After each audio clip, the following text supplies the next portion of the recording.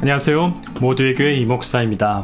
마가복음을 통해 예수 그리스도의 생애와 복음을 읽는 시간이죠. 수요일 밤 모아 라이브와 함께 합니다. 여러분 반갑습니다. 한 주간 잘 지내셨나요? 여러분 지난 한 주간 어떤 시간 보내었는지 궁금하기도 하고요. 또 혹시 생각했던 것보다 조금 힘들었던 시간, 또 좀 속상했던 시간이 펼쳐지지는 않았습니까?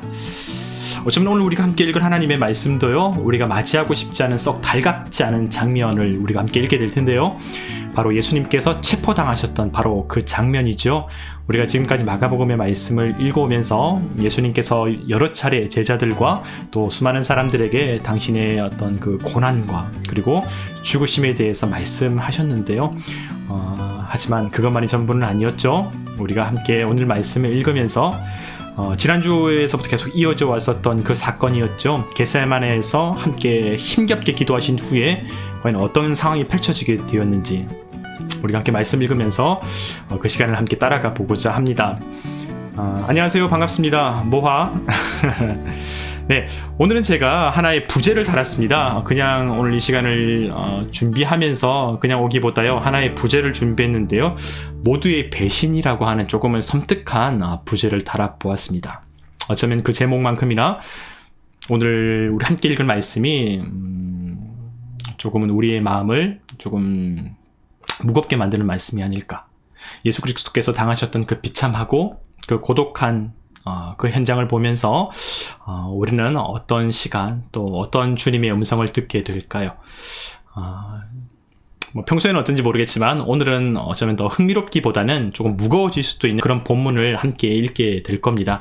하지만 그럼에도 불구하고요, 이 시간을 통해서 예수 그리스도가 과연 누구이신지, 그리고 우리에게 믿음은 무엇인지, 그리고 그리스도를 따르는 제자의 삶은 어떤 것인지를 우리 함께 담담하게 마주해 나가는 이 밤이 되었으면 좋겠습니다. 네, 그러면 이제 제가 먼저 기도하고요, 우리 오늘의 말씀을 함께 읽도록 하겠습니다.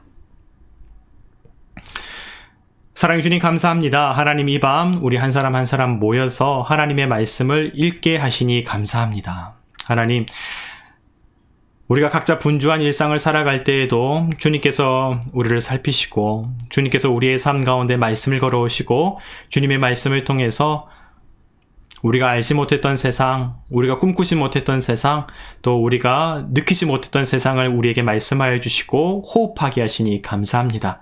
이 밤에도 주님 당하신 고난의 그 현장을 통하여서 우리 한 사람 한 사람에게 주님이 어떤 분이신지, 또 주님과 동행하며 살아가는 인생은 어떠한 것인지를 가르쳐 주시고, 그 시간 속에 순간의 세계를 넘어 하나님과 동행하는 진리의 세계, 영혼의 세계, 부활의 영광이 기다리고 있는 그 세계로 향할 수 있는 우리 모두 되게 하여 주시옵소서. 모든 것 감사드리오며 지금도 살아계시고 우리와 함께 하시는 예수 그리스도의 이름으로 간절히 기도드리옵나이다. 아멘.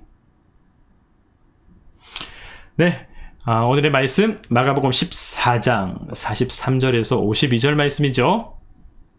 네, 오늘의 말씀을 우리 함께 읽도록 하겠습니다. 평소와 같이 오늘의 말씀을 3번에 걸쳐서 함께 읽도록 하겠습니다. 예수께서 말씀하실 때에 곧 12 중에 하나인 유다가 왔는데, 대제사장들과 서기관들과 장로들에게서 파송된 무리가 검과 몽치를 가지고 그와 함께 하였더라. 예수를 파는 자가 이미 그들과 군호를 짜 이르되, 내가 입 맞추는 자가 그이니 그를 잡아 단단히 끌어가라 하였는지라. 이에 와서 곧 예수께 나와 랍비여 하고 입을 맞추니 그들이 예수께 손을 대어 잡거늘, 곁에 서 있는 자 중에 한 사람이 칼을 빼어 대제사장의 종을 쳐 그 귀를 떨어뜨리니라. 예수께서 무리에게 말씀하여 이르시되, 너희가 강도를 잡는 것 같이 검과 몽치를 가지고 나를 잡으러 나왔느냐? 내가 날마다 너희와 함께 성전에 있으면서 가르쳤으되 너희가 나를 잡지 아니하였도다. 그러나 이는 성경을 이루려 함이니라 하시더라. 제자들이 다 예수를 버리고 도망하니라. 한 청년이 벗은 몸에 배 혼니부를 두르고 예수를 따라가다가 무리에게 잡힘에 배 혼니부를 버리고 벗은 몸으로 도망하니라. 아멘. 네, 안녕하세요. 반갑습니다. 모화. 오늘 함께 말씀을 읽고 있는데요. 우리 이번에 두 번째 말씀으로 함께 읽도록 하겠습니다. 자, 오늘은 길지 않은 짧은 말씀인데요. 그럴수록 더 풍성하고 또 깊이 있게 말씀을 읽어 나가도록 하겠습니다.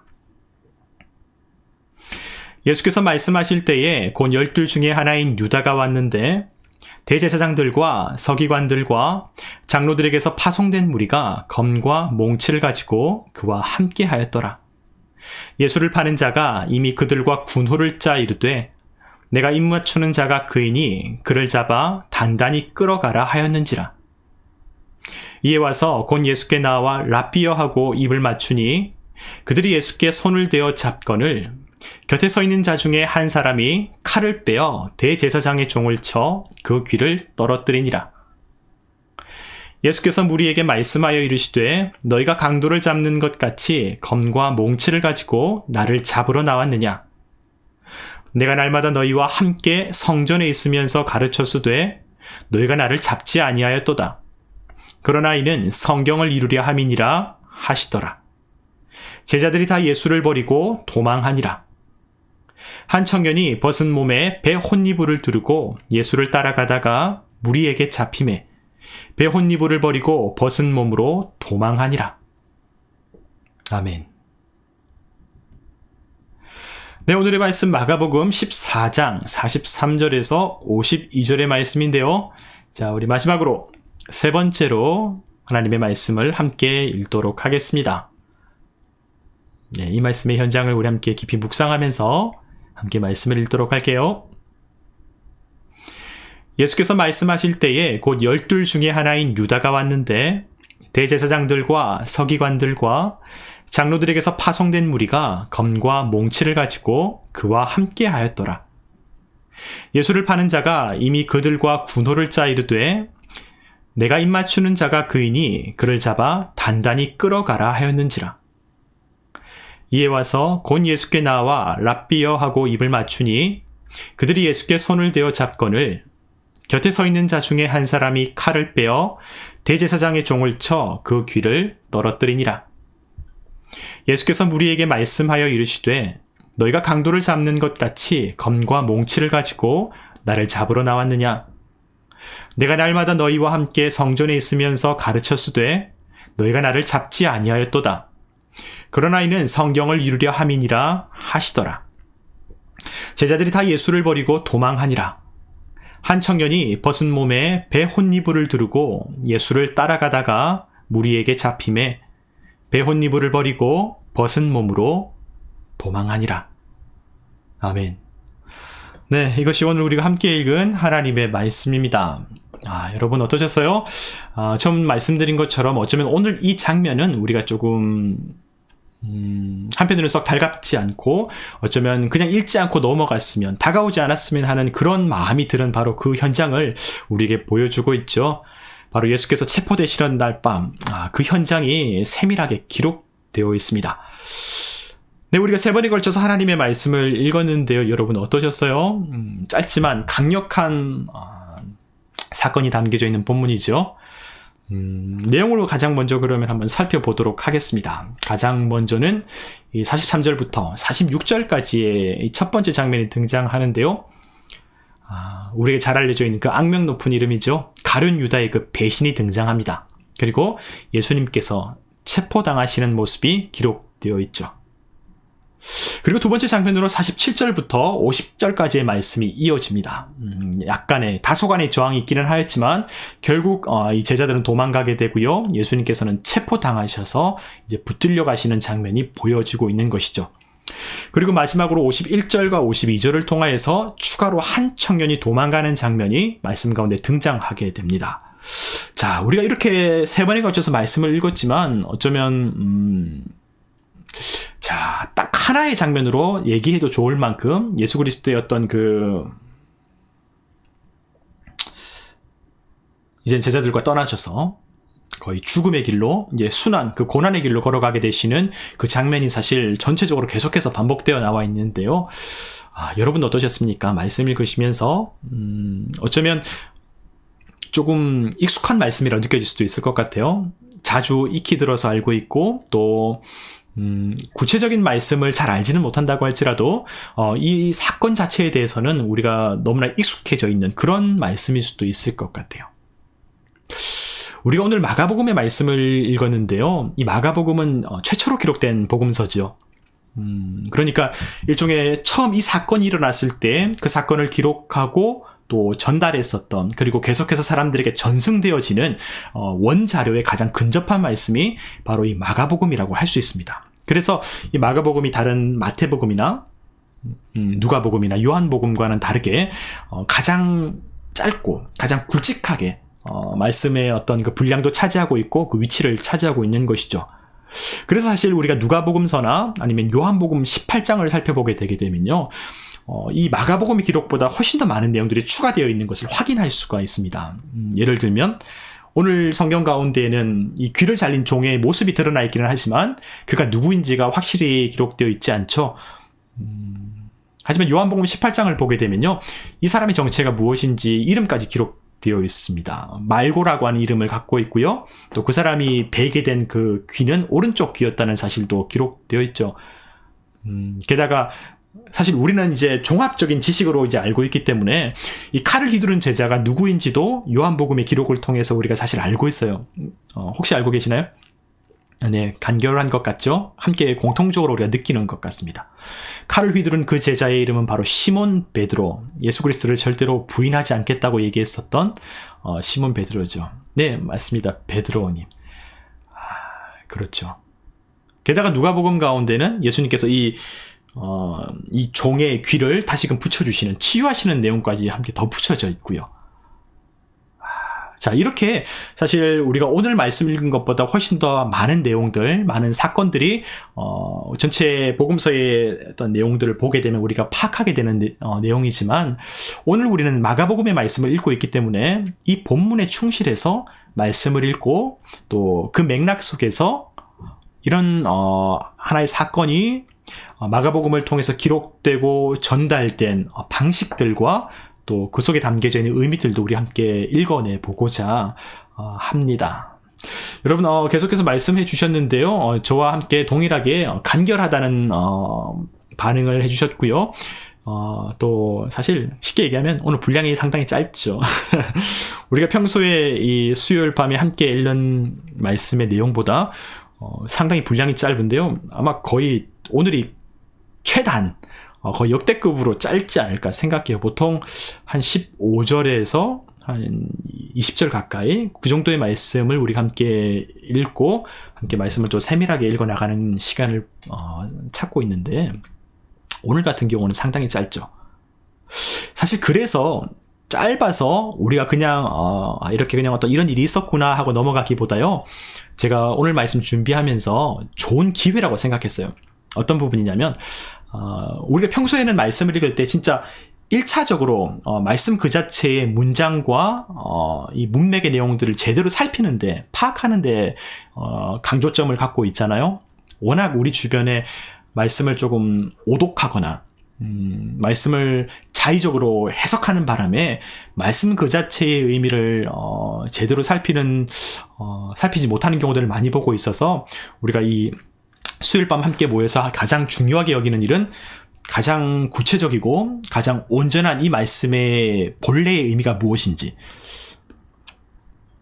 그 작업을 우리가 가장 많이 했었는데요, 오늘은 두 가지의 방식으로 한 가지 더 추가해서 이 본문을 읽어보려고 합니다.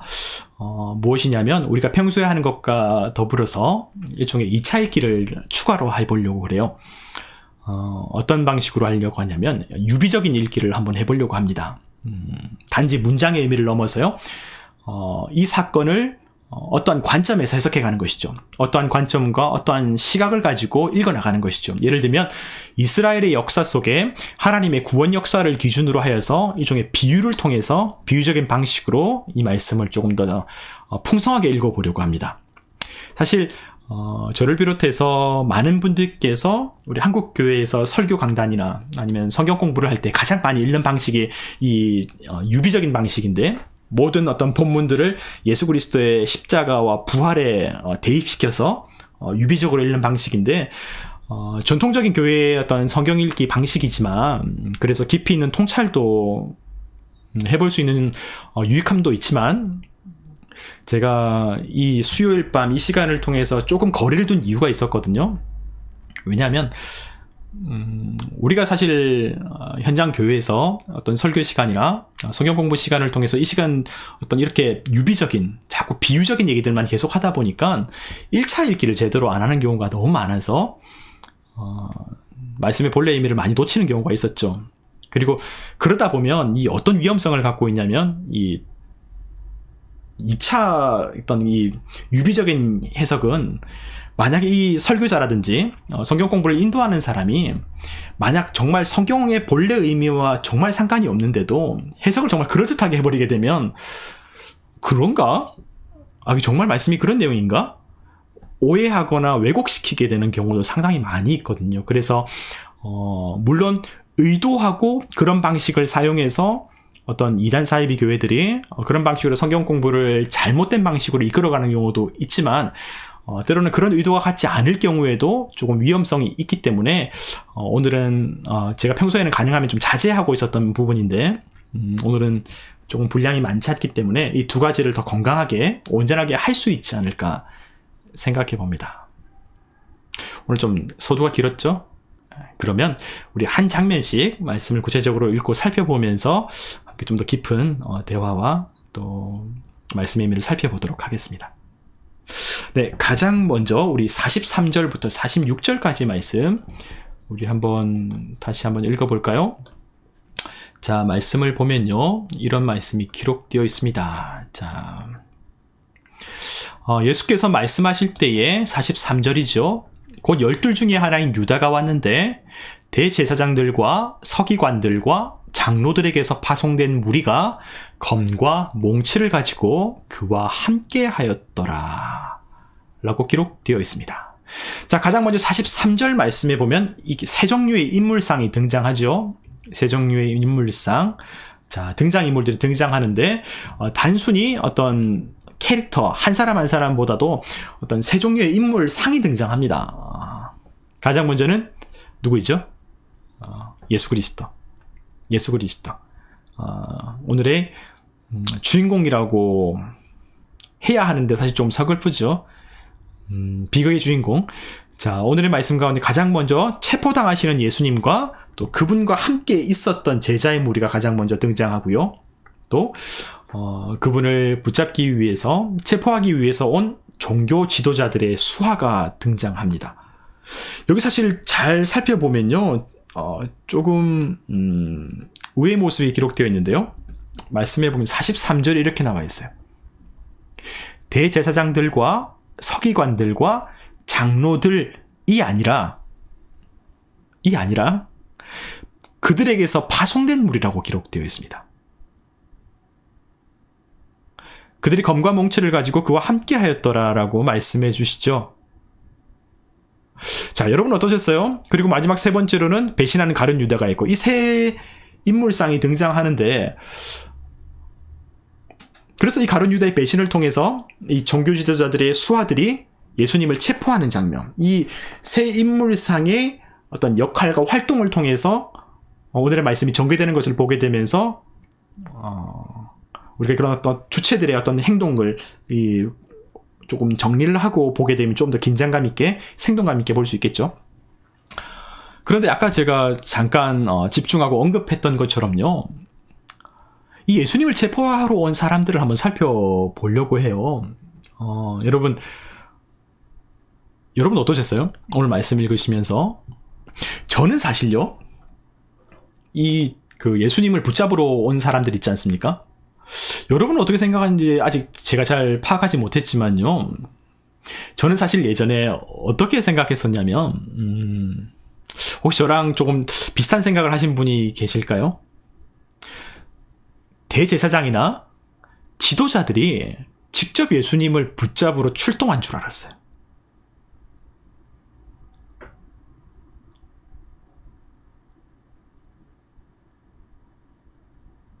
그런데 말씀을 살펴보면요, 그 종교 지도자들이 아니라 그들이 보내었던 무리가 이곳에 와서 가룟 유다를 통해서 예수 그리스도가 누구인지를 확인하게 되었고 예수님을 붙잡게 되었던 것이죠. 사실 제가 그것을 제대로 파악하지 못했을 때 어릴 때 약간 혼란이 있었거든요. 아니 그 사람들은 분명히 다 예수 그리스도에 대해서 표적으로 삼고 있었기 때문에 충분히 잘 알고 있는 사람들인데 왜 굳이 가룟 유다가 필요했을까? 라고 제가 그런 의문을 가졌었거든요. 그렇지 않을까요? 굳이 가룟 유다의 역할이 왜 필요했을까라는 사실 그 생각을 가졌었거든요. 그런데 직접 말씀을 조금 꼼꼼히 살펴보게 되니까 그렇게 예수님에 대해서 충분히 알고 있었던, 예수님을 성전에서 마주했었던 그런 종교 지도자들이 아니라 그들이 보내었었던 종들, 그런 무리였다는 것을 확인하게 되는 것이죠. 제가 오늘 이 말씀을 준비하면서 역사적 자료들을 몇 개 살펴봤는데요. 이런 방식으로 출동했었던 사례들이 꽤 많이 있었다고 합니다. 여러분, 우리가 보통 예수님과 대립했었던 그 종교 지도자들을 모두 다 악하고 모두 다 나쁜 사람이라고 생각하는 경우가 많잖아요. 그래서 유대인 종교 지도자들, 어떤 바리새인들, 서기관들 이렇게 생각하게 되면 모두 다 악한 사람, 모두 다 악한 지도자라고 우리가 조금은 좀 무리할 수 있네요. 좀 단편적인 생각을 가지고 있지 않을까. 사실 저는 그랬거든요. 저는 조금 그랬습니다. 그런데 우리가 말씀을 꼼꼼하게 살펴보게 되면 왜 니고데모라고 하는 사람도 우리가 조금 익히 들어서 알고 있는 인물 아니겠습니까? 요한복음에 나타난 니고데모와 같은 사람도 어떤 사람이죠? 조금 신중한 입장을 가졌던 사람들도 그렇죠. 있었죠. 예수님의 말씀을 듣고 그 다음에 판단해 보려고 했었고 또 그 말씀을 직접 들은 뒤에 또 기뻐했었던 그런 사람들도 있었죠. 구체적으로 니고데모와 같이 그 밤에 진리를 배우기 위해서 예수님께 찾아왔었던 사람도 있었는데 이 니고데모가 어떤 사람이었습니까? 바리새인이었죠. 게다가 그 소수의 사내들인 공의의 회원이었습니다. 그러니까 자신의 어떤 입장과 자신의 권위를 생각해서 사람들이 볼 수 없었던 그 밤중에 와서 예수 그리스도를 만났던 것이었죠. 그리고 우리가 함께 읽었었던 마가복음의 내용 가운데에서도 어떤 사람들이 있었나요? 아까 피피님께서 말씀해 주신 것처럼 서기관들 가운데에서도 예수님의 말씀을 듣고 기뻐했었던 사례들을 우리가 많이 읽었지 않습니까? 그러니까 우리가 생각하기보다 이 유대인들의 어떤 그 종교 지도자들 안에서도 조금은 입체적이고 다양한 층들이 있었던 거예요. 다양한 무리들이 있었던 거예요. 실제로 1세기의 대제사장들이 어떤 사례들이 있었냐면요. 이 대제사장들이 같은 제사장들에게 이런 못된 종들을 보내었었던 기록이 있다고 합니다. 어떤 이유를 통해서 어떤 목적을 위해서 이 종들을 보냈냐면요. 진짜 사실 좀 적나라합니다. 고대의 역사학자인 요세푸스라고 하는 사람이 기록했었던 그 유대의 어떤 그 일상과 이 현장에 대한 어떤 역사 기록서를 살펴보게 되면요. 이 대제사장들이 같은 제사장들에게 종들을 보내서 뭘 시키냐면요. 강제로 11조를 징수하려고 했었던 기록을 발견하게 돼요. 그러니까 같은 제사장들이지만 그것의 어떤 지도층 무리가 가난한 제사장의 집에 가서 폭력을 행사하면서까지 강제적으로 11조를 빼앗아 가려고 했던 거죠. 야, 이게 조금 어떤 면에서 우리에게 좀 여러 가지 생각을 떠올려 주지 않겠습니까?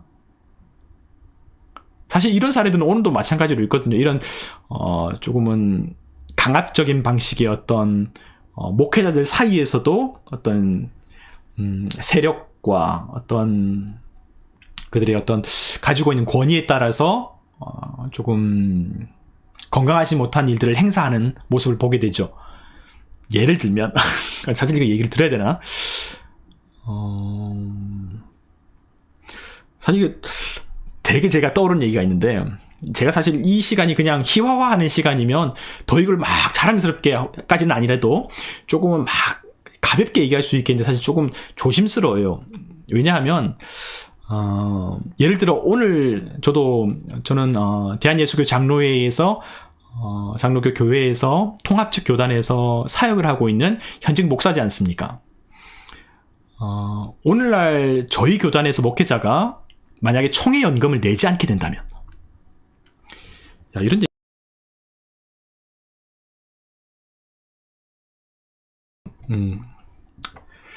저희 안에도 같은 교단이기 때문에 이 세상을 너무 잘 알기도 하고요. 저희 주변 제 또래의 목회자들이 다 똑같이 경험하고 있는 상황이에요. 예를 들면 저희 같은 목회자들이 총회 연금을 내지 않게 되면 어떤 일들이 있냐면, 저희가 새로운 교회에 부임했을 때는 항상 그 교회에 소속되어 있는 노회의 임명 절차를 밟아야 됩니다. 목회자는 한 교회에 소속되어 있기도 하지만 그 사람의 직분은 노회에 소속되어 있는 거예요. 그래서 노예의 어떤 치리를 받게 되는 것이고, 노예의 어떤 절차를 밟으면서 그 사람의 어떤 정당한 직분을 일종의 입증해 준다고 할까요? 그렇게 하는 것이죠. 그런데 이 총회 연금을 만약 내지 않게 된다면, 그리고 그 증명서를 내지 않으면 어떤 일이 발생하냐면, 새로운 교회에 부임해도요, 노회에서 임명 절차를 밟아주지 않습니다. 그러니까 무조건적으로 자기의 목회직을 유지하려고 한다면 이 총회연금을 내야 되는 거예요. 자기의 어떤 의사와 상관없이 거의 한 달에 10만 원 정도가 되는. 그렇지 않으면 목회자가 사역을 현재로 지교회에서 하고 있으면서도 임지가 없는 무임 목사가 됩니다. 그 기간이 만약 3년이 넘게 되게 되면 무임 목사 3년이 되어서 목사직을 박탈당하게 됩니다. 이게 되게 희한한 것 같지만 실제로 현존하고 있는 제도입니다. 일종의 연금 제도를 이렇게 만들어낸 거예요. 원래는 없었는데 예전에 연금 총에 소속되어 있는 연금기관에서 엄청난 손실을 일으켰거든요. 투자를 이상한 데 해갖고 정말 불법적인 것과 유사한 잘못된 곳에 투자를 해갖고 정말 엄청난 손해를 입어서 이걸 메꾸기 위해서 이 젊은 목회자들에게 이런 일들을 강제로 부과시킨 거예요, 사실.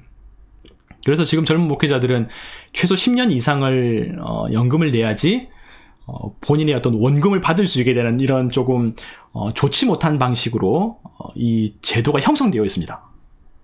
그러니까 실제로 이런 해당되는 한 목회자 개인과 또 조금은 자유로운 목회자들, 그리고 이를 실제적으로 진행하고 주도하는 서로 간의 입장과 상황이 완전히 다를 수 있게 되는 것이죠.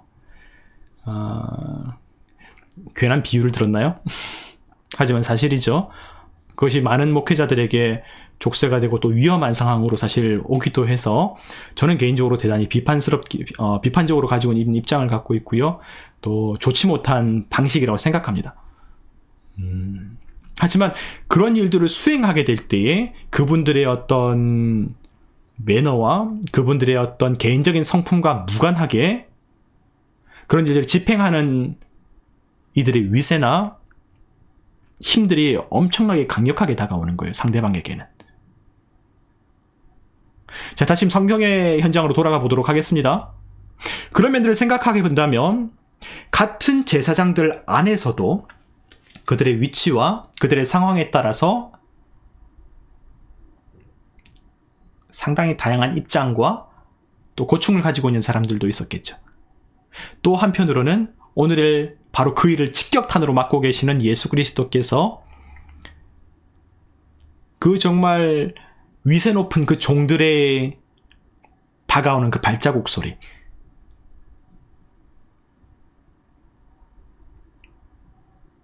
마치 한 군대가 찾아오는 것 같이 느껴지는 그 행렬을 바라보면서 어떤 마음을 느끼셨을까? 그런 이들이 가룟 유다의 안내를 받아서 우리 주님 예수 그리스도를 체포하게 되었습니다. 아마도 어두운 밤이었겠고 예수님을 제대로 알고 있었던 지도급 인사들이 아니었기 때문에 예수님을 혹시나 이 어두운 밤 가운데 누구인지 제대로 못 알아볼 수도 있겠고, 또 이 어둠을 틈타서 혹시 도망가실까봐 가룟 유다는 정말 구체적으로 가까이 와서 예수님이 누구인지를 사람들에게 적시해 주었고요. 또 그 사정거리 안에 두면서 예수님을 체포할 수 있도록 주도면밀한 일을 수행했던 거죠. 정말 제대로입니다. 정말 제대로 했습니다. 정말 제대로 했습니다. 이 장면을 우리가 함께 떠올려 보게 된다면, 이 장면을 우리가 좀 더 깊이 있게 정말 이 머릿속 가운데 깊이 생각해 보게 된다면, 자, 이 모습이 우리에게 어떻게 다가갈까요? 바로 직전의 말씀의 장면 가운데는 어땠습니까? 예수님께서 제자들에게 기도하게 하셨죠.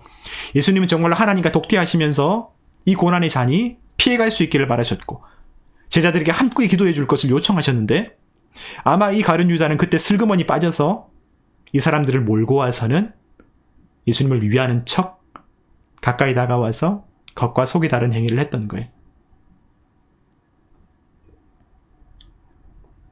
자, 이런 과정 속에서 예수님께서 체포당하셨습니다. 이것이 오늘의 말씀의 내용인데요. 자, 여기까지가 우리가 오늘의 말씀을 있는 그대로 1차적으로 제대로 읽고 파악한 방식입니다.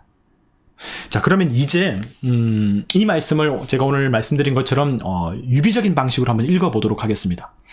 이스라엘의 역사와 이스라엘의 어떤 하나님의 구속사를 중심으로 다시 한 말씀을 한번 읽어볼게요. 안녕하세요, 모아. 잘 씻고 오셨나요? 자, 비유적으로, 유비적으로 한번 해석해 보겠습니다.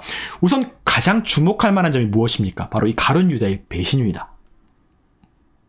다르게 말하면요, 공동체 내부의 배신입니다. 배신자는 내부에서 나온다는 거죠. 여러분 어떻습니까? 주님의 고통은요, 주님의 나라를 침략하는 외부의 악한 권세자와 더불어서 주님의 공동체 내부에서 동조하는 이들을 통해서 나타나게 됩니다. 그렇죠? 오늘의 말씀에도 그러한 특징을 발견하게 되죠. 그 시작이라고 할 수 있는 사건이 무엇입니까?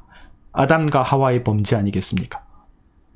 그 사건은 에덴을 침공했었던 그 뱀의 유혹과 함께 그 뱀의 유혹에 동조했었던 아담과 하와의 일종의 배신을 통해서 이루어진 일이었습니다.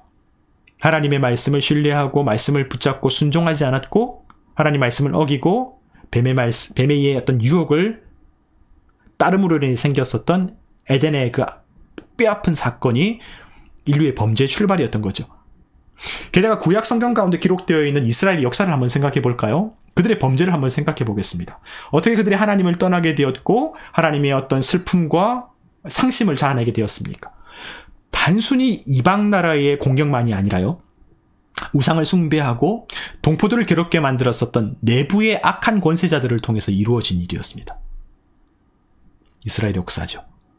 자, 그런 부분들을 우리가 함께 생각해 본다면 오늘 당하시는 주님의 고통, 인류의 역사 가운데 하나님께서 당하셨던 그 고통의 정체는요, 단순히 외부 세력이나 단순히 세상 나라의 공격으로 오는 것이 아니라는 것을 우리가 다시 한번 생각해 보게 되는 것입니다.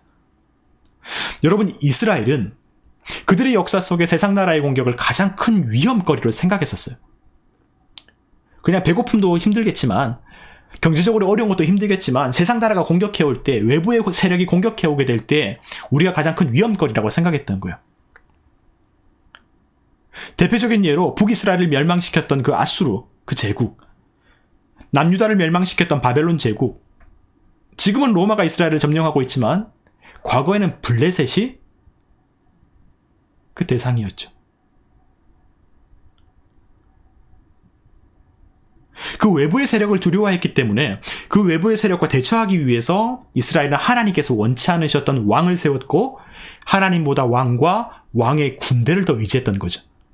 그것이 이스라엘의 왕이 세워진 과정이었고, 이스라엘의 역사 가운데 하나님을 사랑하고 하나님을 섬기는 왕이 아니라 주변 나라와 다를 바 없었던 제왕들이 세워지게 된 배경 아니겠습니까? 하지만 구약 성경 가운데에서 예언자들의 말씀을 통해서 선포되었던 이스라엘의 범죄와 멸망의 이유는 무엇입니까? 이웃나라가 너무 악해서? 제국의 권세가 하나님보다 더 강력해서? 그런 것이 아니었죠. 항상 일관됩니다. 이스라엘이 하나님을 떠났기 때문에. 이스라엘이 하나님을 떠나 범죄했기 때문에, 하나님의 말씀과 그분을 따르지 않아서. 그래서 이웃 나라를 통해서 심판하신 것이라고 말씀하시는 겁니다. 이것이 구약 성경의 중후반부의 내용이게 되는 것이죠. 오늘 우리가 주님의 고통을 목격하고 있는데요, 주님 당하셨던 그 고통의 정체는요, 로마의 군대나 헤롯으로부터 온 게 아닙니다. 그건 나중이죠. 이스라엘의 종교 지도자들, 올바른 영적 기준을 세워야 되고 하나님의 뜻에 순종해야 될 그들이 하나님의 아들을, 그들이 기다렸었던 메시아를 거부하고 거절하면서 그렇게 예수를 제거하려고 했었던 그 결과 당하셨던 예수님의 고통 아니겠습니까? 늘 그랬듯이 자기의 세력과 자기의 권세를 위해서. 여러분, 제가 오늘 본문에 등장하는 어떤 세 종류의 등장인물들을 처음에 언급을 드렸는데요. 여러분, 오늘 예수 그리스도의 대적자들은 누구입니까? 로마 사람들이 아니에요. 사실은 모두가 예수 그리스도를 사랑하고 따르고 순종해야 되는 사람들입니다. 오늘 말씀은 그 어디에도 세상 나라의 권세자가 등장하지 않아요. 다 메시아를 기다리던 사람들이고 그분을 따라야 될 사람들이고 그분의 제자예요. 자, 그러면 이 말씀, 이 유비적인 해석을 가지고 다시 오늘 우리의 현장으로 한번 돌아볼까요? 누가 하나님의 마음을 아프게 합니까? 누가 하나님의 나라를 궁지로 몹니까? 누가 복음 전파를 어렵게 만듭니까? 세상 나라? 비기독교인들? 그럴 때도 있지만요, 오늘 우리가 처한 현실은 그렇지 않은 것 같습니다. 예수 그리스도를 따르고 예수 그리스도를 닮아야 되는 사람들, 예수 안에 살아가야 될 그런 사람들이 자기 욕심, 자기 생각, 자기 기득권 때문에 예수 그리스도의 몸된 교회를 더 고통스럽게 만들고 있는 것은 아닌가 생각해 봅니다.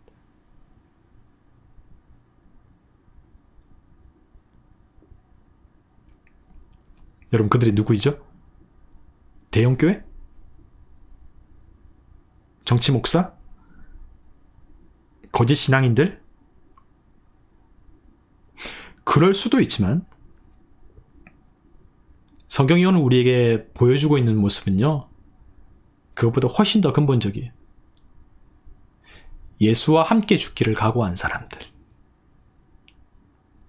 예수를 위해서 죽기를 각오했던 사람들, 나는 절대로 주님을 떠나지 않겠다고 그렇게 말했었던 제자들,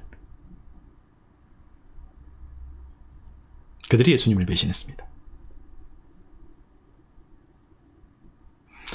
참 많은 생각을 하게 만드는 대목이죠. 네, 댓글을 남겨주셨네요. 떠남은 배신이군요. 곧 죄가 배신으로 보면 될까요? 오늘의 말씀 속에서 보여지고 있는, 그리고 이스라엘의 역사 속에서 우리가 발견하는 모습들은 사랑에 대한 배신, 신뢰와 하나됨에 대한 배신, 그리고 떠남, 그러한 면모를 우리가 확인해 볼 수 있지 않을까 생각해 봅니다. 대답이 되었는지 모르겠네요.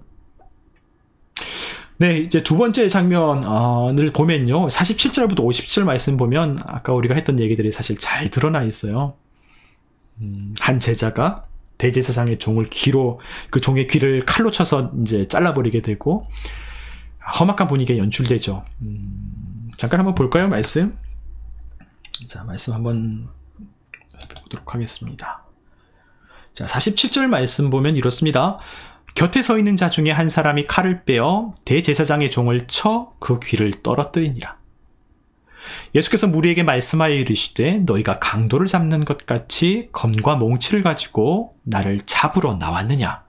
라는 말씀이 기록되어 있죠. 그러면서 예수님의 말씀을 이어서 좀 뭔가 어떻습니까? 뭔가 조금 그 뒤로 대립이라고 할까요? 어떤 뭔가 조금 상태가 정리될까, 혹은 송강 상태로 좀 바뀌게 되는가 싶지만 결국 제자들은 불이 나게 도망가게 되고요. 예수님은 체포되어서 이제 붙잡혀가게 되는 그러한 모습으로 이제 상황이 바뀌게 되는 것이죠. 자, 우리가 지난주에 함께 말씀을 읽었던 분들, 그리고 혹시나 성경책을 가지고 이 시간 함께 하시는 분들은 조금만 앞을 살펴보게 되면요, 말씀, 자, 마가복음 14장 32절부터 42절 말씀 가운데에서 예수님께서 겟세마네 동산에서 기도하시면서 그 뒤에 제자들과의 어떤 대화 가운데 제자들이 어떻게 대답합니까?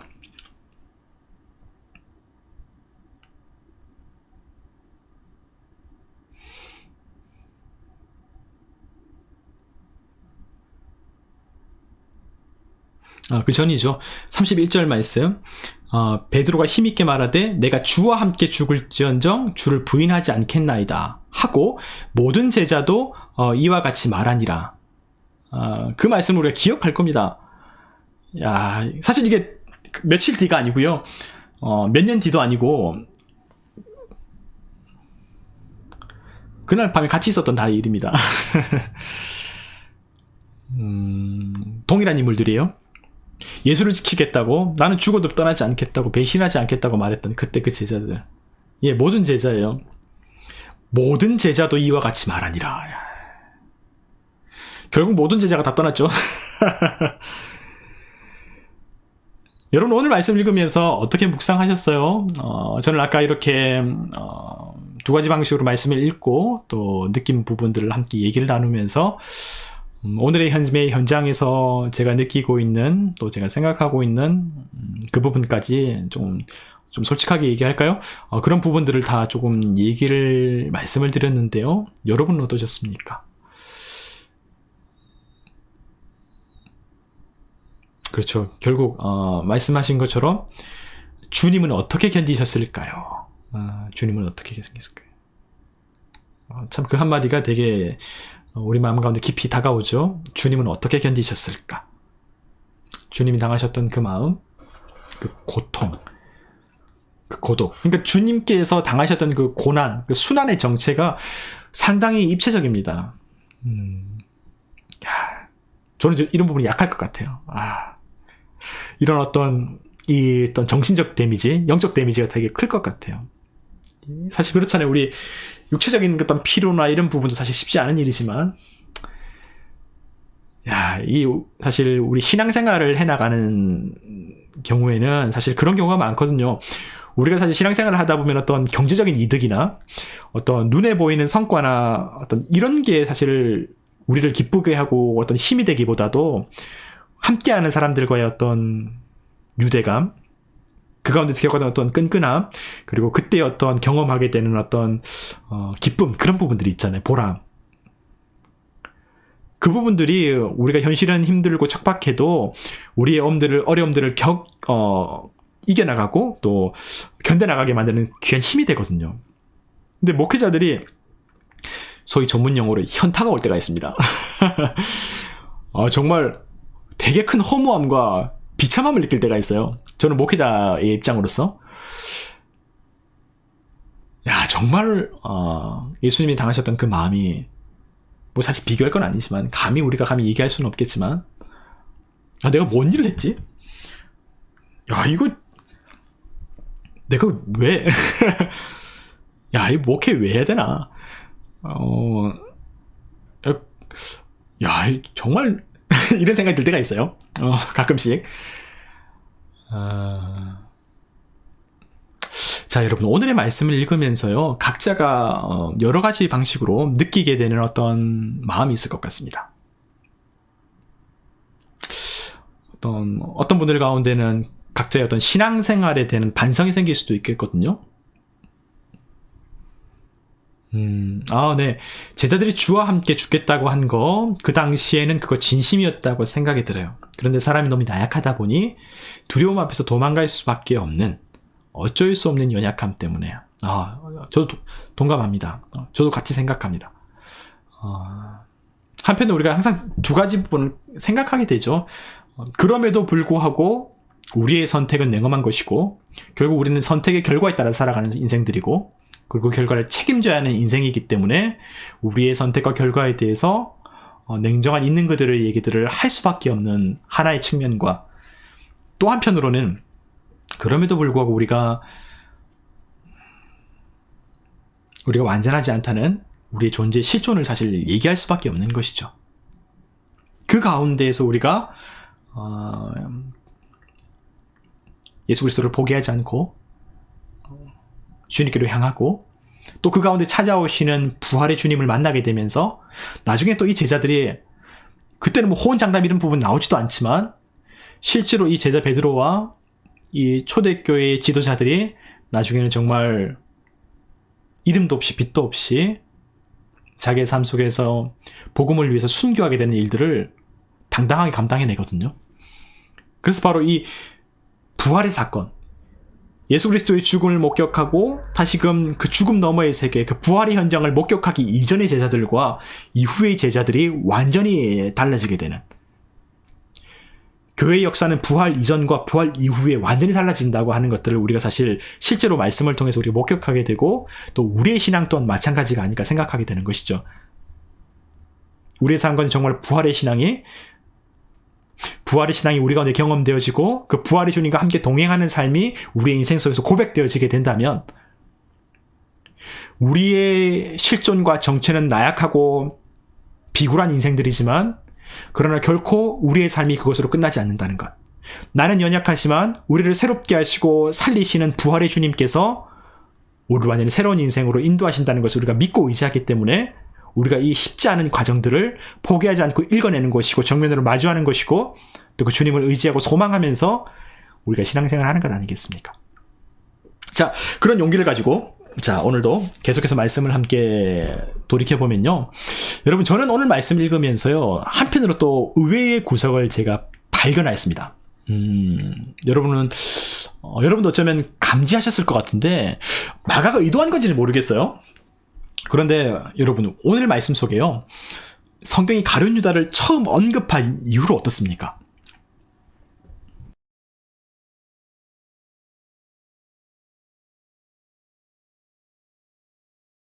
아이고, 또 이 사람이 뭔 얘기를 언급하려고 하나, 제가 무슨 말씀을 드리냐면, 전체적으로 사람들을 구체적으로 지목하지 않아요. 이게 뭔 얘기인가요? 사람들을 구체적으로 특정하지 않고 있어요. 제가 오늘 다른 누가복음이나 요한복음의 이 본문 말고요, 마가복음의 기록에 충실한다고 했었잖아요. 우리가 읽은 또 이 완결성을 가지고 마가복음 오늘의 기록을 살펴보면요, 누가 어떤 일을 했는지, 누가 어떻게 도망갔는지, 한 개인의 활동을 강하게 어필한다든지 그 이름을 반복하고 있지 않아요. 유다도 딱 한 번만, 단 한 번만 언급하고 있는 거예요. 제가 엉뚱한 것에 꽂혀 있나요? 어떤 의도였을까요?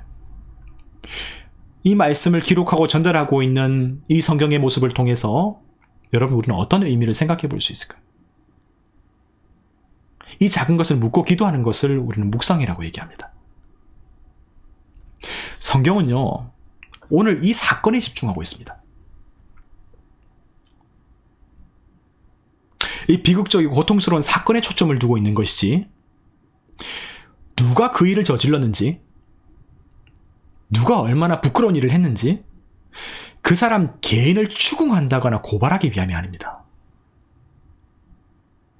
여러분, 성경은 거기에 관심이 없어요. 오직 예수 그리스도의 순환, 주님의 슬픔, 또 그리고 그 상황 속에서 우리의 현존, 그 본질을 생각하고 있는 거예요. 여러분, 우리는 우리 주변에서 비극적인 사건이 벌어지면 어떻게 합니까? 그 사건의 본질보다, 그 사건이 의미하는 피해자의 아픔과 눈물보다 이런저런 신변잡기에 더 관심을 둡니다. 누가 그랬다더라, 이런 일까지 벌였다더라, 어떻게든 자극적으로 누군가를 표적으로 삼는다든지, 혹은 희화화시켜서 관심을 주목시키려고 하죠. 심지어는 그게 직업인 사람들도 있습니다. 특별히 언론인, 정치인, 나쁜 종교인, 요즘에는 사실 저도 유튜브를 하고 있지만 소위 이런 표현들이 유튜버 레카, 이런 표현 들어보셨습니까? 조회수를 높이려고 사람들의 이목을 끌어서 어그로를 끈다 그러죠. 자신들의 어떤 관심을 사람들로 끌어서 주가를 높이려고. 사실 저도 이거 해보니까 조회수 한 10 나고 이럴 때 되게 마음이 힘들기는 해요. 하지만 그럼에도 불구하고 누군가의 슬픔, 누군가의 아픔, 누군가의 이슈가 자신의 성공과 명예를 얻기 위한 기회가 되고 도구가 되는 세계. 정말 상처받은 이의 마음과 그 현실에는 관심 없고요. 진짜 문제의 본질과 그 과정에 대해서, 그리고 그 행동을 통해서 일어날 파장에 대해서 숙고하기보다는 이걸 어떻게 나를 위해서 이용할까? 내가 어떻게 이걸 통해서 잘 히트쳐서 사람들이 나를 더 알아줄까? 거기에 골몰하는 사람들과 그 사람들에 의해 작동하는 세계. 여러분, 오늘 성경은요, 예수님의 고난과 이 사건의 진정한 의미가 무엇인지를 전달하는 데에 있었습니다. 누군가를 표적으로 삼거나 그렇게 살지 못하는 우리를 포함한 누군가를 상처 입히고 비난하고 꼬집어서 무너뜨리려고 하는 것이 아니라, 여러분, 오늘 이 말씀이, 오늘 이 장면이 여러분에게는 어떻게 다가오십니까?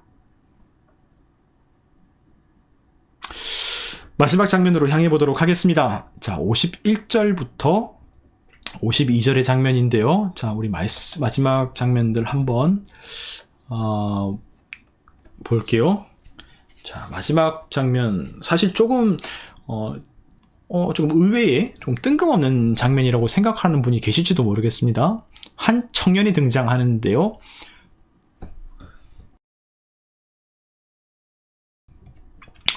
그 청년이 이렇습니다. 벗은 몸에 배혼이불을 두르고 예수를 따라가다가 무리에게 잡힘에 배혼이불을 버리고 벗은 몸으로 도망하리라 라는 기록이 나와 있죠. 자, 사실 50절까지만 나와도 큰 무리가 없었을 텐데, 사실 이 51절, 52절의 말씀이 기록되면서 좀 우리에게 의아함과 또 한편으로는 이 뜬금없이 이 말씀이 어떤 의미일까라고 생각하게 만드는 장면이 되죠. 여러분 어떠셨어요? 이 부분 읽으시면서 어떠셨습니까? 왜냐하면 여기에 등장하는 이 청년이 그 이전, 그 이후로도 누구인지 아무도 모르고요. 성경이 어떤 근거도 전해주지 않습니다. 혹시 이게 뭔가 암시가 되어서 나중에 그 친구가 뭘 했다더라, 어떤 중요한 일들을 감당했다, 이런 상관관계가 전혀 없거든요. 그래서 실제로 교회 역사 가운데 많은 분들이 의문을 자아내기도 했었고 또 추측도 하기도 했었습니다. 이 청년은 누구일까? 이 말씀은 왜 기록되었을까? 바로 오늘의 마지막 장면인데요. 여러분은 어떻게 생각하셨어요? 말씀을 읽으실 때? 저 청년이 마가라고 주장하는 분들이 있다고 주워들었습니다. 저도 주워들었습니다. 예. 그래요. 피피님 그래도 상당히 어떤 그 성경에 관한 어떤 그 지식과 어떤 또 경험이 많으신 것 같아요. 왜냐면 그런 어떤 이해나 어떤 그런 경험들, 그런 자료들에 관한 어떤 정보가 없는 분들 상당히 많거든요. 대표적으로 한 3가지 정도 추측을 하게 됩니다. 가장 먼저는 여러분 혹시 기억하시나요? 마가복음 10장에도 이름 없는 한 사람이 등장했었거든요. 이름 없는 한 청년이. 한 사람이 예수님께 나와서 무언가 물었었죠. 그때 마가복음 10장 가운데. 영생의 비결을 물었었던, 다른 본문에는 부자 청년으로 나왔죠. 내가 율법을 다 지켰는데 무엇이 부족합니까? 그때 예수님께서 이 청년에게 말씀하셨잖아요. 내 가지고 있는 소유를 다 팔아서. 그래서 이 낙타가 바늘귀로 들어가는 것보다 부자가 천국에 들어가는 것이 더 어렵다고. 그때 이름 없는 한 청년이 등장했었거든요. 그래서 혹시 그 사람이 아닐까라고 주장하는 경우가 있습니다. 이게 왜 그러냐면 이 고대의 전승 가운데 동일하게 여기있었던 그런 전승이 있었거든요. 하지만 이것도 사실 추측입니다. 근거가 없습니다. 그래서 그런가 아닌가 해도 그냥 그런 이야기가 있었다 정도로 우리 생각해봐도 괜찮겠죠. 그리고 두 번째로 어떤 추측이 있냐면 그냥 누군지 알 수 없는 그냥 어떤 사람. 왜냐면 아무도 몰라요. 사실 저도 사실 이 두 번째가 크게 일리가 있다고 생각합니다. 왜냐하면 명확한 자료가 없으니까요. 우리가 엉뚱하게 함부로 추측할 수는 없지 않겠습니까? 하지만 이렇게 그냥 아무도 모를 그냥 그렇게 생각하다 보면 예, 또 의문이 계속 남게 돼요. 그러면 과연 이 말씀이 왜 기록되었을까?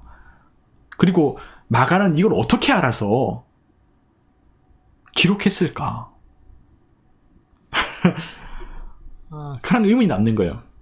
그래서 세 번째로 등장하는 이 주장이 아까 피피님께서 말씀해 주신 이 마가라고 주장하는 분들이 많은 이런 이런 의식의 흐름 가운데 나오게 되는 것이죠. 상당히 흥미롭기도 하고 또 의외로 대중적인 해석이죠. 네, 시시님 의견 중에 맞추셨습니다. 네, 우리 묘사된 내용을 한번 살펴볼게요. 딱 보면 이 청년은 12제자가 아니죠. 왜냐면 12제자는 다 도망갔으니까 먼저 이미 다 흩어졌으니까. 하지만 예수 그리스도를 따르는 무리에 속한 사람인 것은 확실한 것 같습니다. 그렇기 때문에 예수님의 어떤 붙잡혀 가시는 과정 속에서 빠르게 반응할 수 있었던 거죠. 그리고 한 청년으로 언급한 것으로 보아서 상대적으로 예수 그리스도와 함께 있었던 그룹 가운데에는 나이가 연소해 보이는 것이 사실입니다. 그리고 그가 혼이불을 두르고 예수를 따라갔다는 것은 벗은 몸으로 아마도 이런 사건이 일어날지 모른 채 잠들어 있다가 이 소식을 들은 뒤에 급박하게 따라갔던 것으로 보입니다.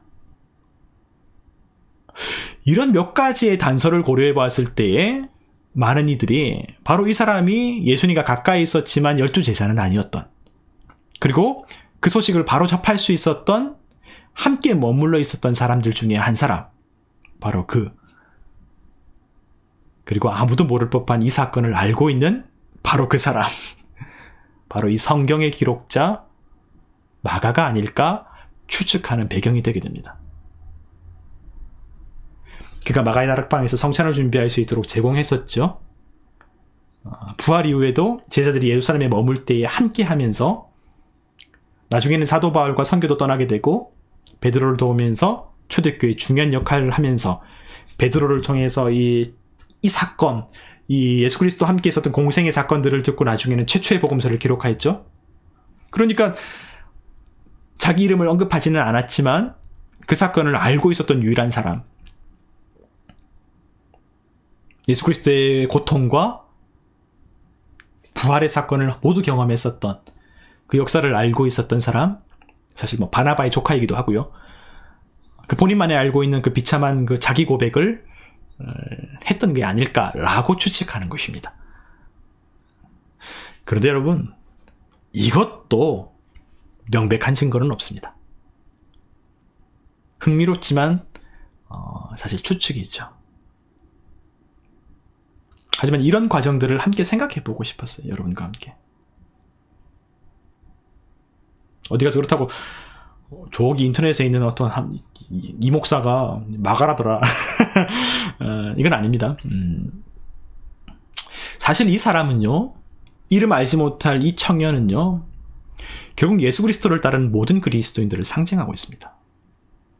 주님의 순환 가운데 이불 두르고 주님 그 비참한 밤을 보내실 때, 그렇게 겟세마네에서 기도하실 때에 편안하게 이불 두르고 잠들어 있었던, 깨어있지 못한 익명의 그리스도인들, 느지막이 주님이 이미 붙잡혀 가셨는데 느지막이 주님을 따라갔지만 이내 또다시 무서워서 도망친 인생.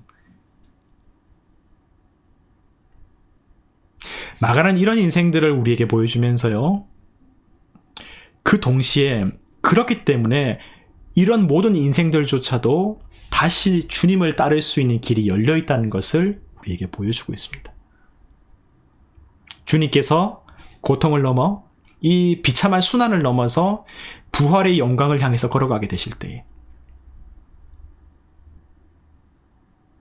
그리고 다시금 우리의 인생 가운데 찾아오실 때에 그 대상은 12명의 제자들만이 아니라 이전에는 잠들어 있었던 우리들,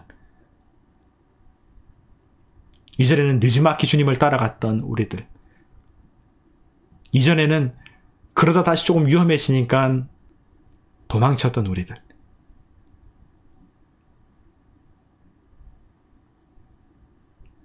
그 우리 모두가 그 주님의 현장을 깊이 묵상하고요,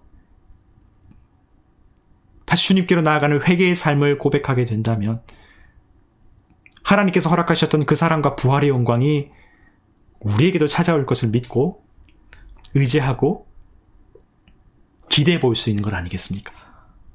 그렇기 때문에 오늘 우리가 마주하고 있는 주님의 고난과 십자가의 길이 모든 그리스도인의 소망이 되는 것이고, 우리의 부끄러움과 더불어 우리의 부끄러움을 씻어주신 주님의 사랑에 대한 우리의 소중한 기억이고, 믿음으로 향하는 포기할 수 없는 과정이 아닐까 다시 생각해 보게 된 것이죠. 제가 오늘 말씀을 읽으면서 함께 나누고 싶었던 그 묵상의 내용들은 여기까지입니다. 오늘 이 말씀을 있는 그대로 하나씩 구체적으로 살펴보기도 했었고요. 이 말씀을 이스라엘의 역사와 하나님의 구속사 가운데 경험하셨던 구체적인 부분들을 함께 또 나누기도 했었는데요. 여러분, 우리가 이 짧은 시간을 통해서 여러 가지를 생각해 볼 수 있게 되었죠. 우리의 어떤 믿음 없는 과거도 돌아보게 되고, 어쩌면 그것이 현재이기도 하겠지만, 게다가 말만 앞섰던 삶도 우리의 모습일 수도 있겠죠. 하지만 그보다 더 본질적으로 이 과정을 넘어서 다시금 우리에게 찾아오시는 예수 그리스도를 소망하고 기대하면서 나의 자랑할 것이 있는 것이 아니라 오직 주님의 은혜만을 자랑할 수 있는 그 신앙으로 나아가게 되는 그런 귀한 계기가 되면 어떨까 생각해 봅니다.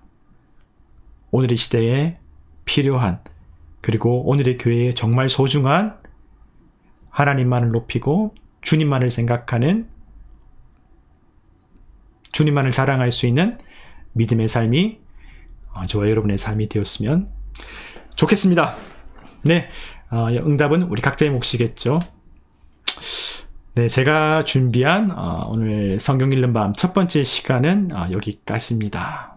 여러분 어떠셨어요? 혹시나 제가 살피지 못한 부분들이 있는 것은 아닌지, 혹은 제가 조금 부족했던 부분이 있을 수도 있겠는데요. 그리고 아마 여러분이 다 직접 말씀하지는 않으셨지만 어떤 궁금증이나 아니면 제가 다 살피지 못했던 더 예리하고 더 깊은 통찰력이 있을지도 모르겠습니다. 그 얘기들은요, 우리 함께 기도하고 1부 시간을 마친 뒤에 2부의 좀 자유로운 시간을 통해서 함께 대화도 나누고, 또 혹시나 우리 구체적인 신앙생활 가운데 경험했었던 이야기들이나 어떤 생각해 볼 만한 그런 경험들, 그런 부분이 있으면 함께 나누면 좋겠고요. 혹시나 제가 도움이 될지는 모르겠지만 여러 가지 어떤 내 말씀이든지 아니면 다른 부분이든지 신앙생활과 말씀에 대한 어떤 질문이나 그런 부분이 있다면 좋을 것 같아요. 그런 시간을 가져보면. 혼니불과 알몸의 청년이 마가라면 좋겠어요. 그리고 나도 마가처럼 회복해서 주님의 이야기를 쓰고 싶네요. 너무 감사하고 너무 힘이 되고 너무 훌륭한 고백이네요. 어쩌면 하나님께서 그 마음과 그 기대를 가지고 말씀을 그렇게 기록하시지 않으셨을까? 감히 저도 생각해 봅니다. 네, 제가 잠깐 기도하고요, 1부 순서를 마치도록 하겠습니다.